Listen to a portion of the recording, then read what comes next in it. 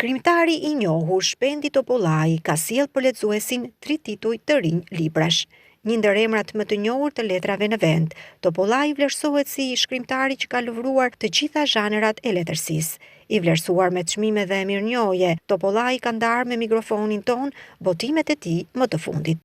Botimet janë të zhanrave të ndryshme.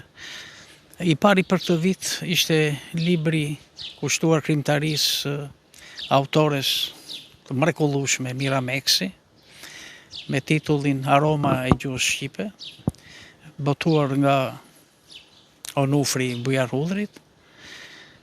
Libra të tjerë kanë qenë këta të botuar nga Studio 2M në Durrës, me pranar Aristark Osmanin. Njëri është me kritika letrare, për tej talentit, tjetri është me tregime, Shtëpia e Kulakut, dhe i treti është, ose e treta, një novel kushtuar Lugatit, që për gati gjysmë shekulli e çoi këtë vend e këtë popull drejt greminës. Është një këndvështrim që e kanë gjetur lexuesit mjaft interesant. Një shëtitje me Lugatin titullohet libri.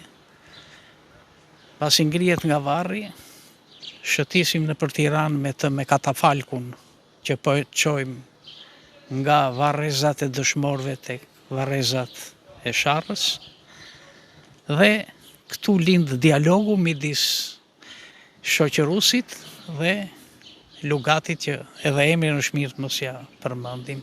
Këto kanë qenë ashtu. Plus këtë vit është botuar dhe volumi 5, kushtuar me rreth 500 faqe krimtarisë time, i palodhur i Shpendi, pas 4 botime ku kanë dhënë, si thuash, kontributin e tyre shumica e shkrimtarëve autoritar në Shqipëri për krimtarinë time, edhe për mua duke parë edhe koherencën midis qenies shkrimtar dhe qenies njeri. Një vlerë për qytetin, një zë opozitar qytetar, Topollai që me krimtarinë e tij shkon përtej artit të shkruarit, duke kryer misionin qytetar, në një intervistë gjatë për Adrianet Televizion, ka folur rreth veprave të tij, zhvillimeve më të fundit politike dhe shoqërore në vend, leximin, tërheqjen e të rinjve ndaj arteve në përgjithësi e të tjerë.